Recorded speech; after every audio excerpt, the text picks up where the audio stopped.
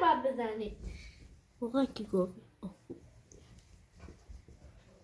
بچه ما یک گوساله داریم از بیرون داره نگاه میکنه.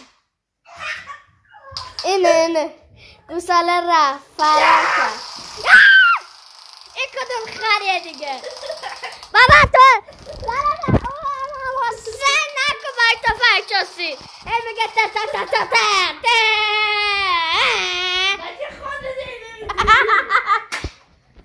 اینم هست.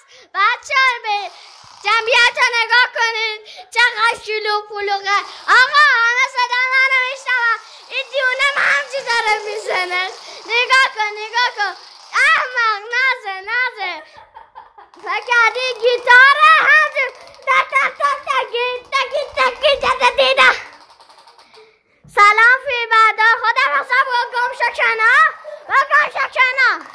سلام من فیلم بردارم. سلام البته من محمد یه ذره مثل پشمی بوزه مثل شطرات تو خیابون شدم.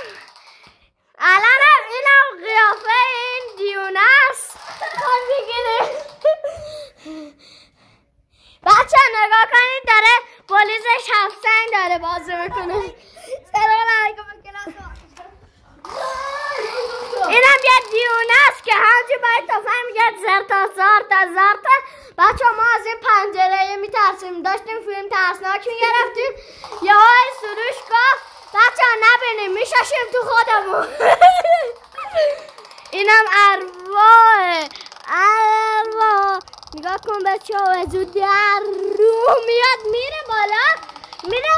بچه ها نگاه کنید اگه از اون در برید بالا میپیچید میاد به این و بعدم وقتی که رفتید رو پشت بون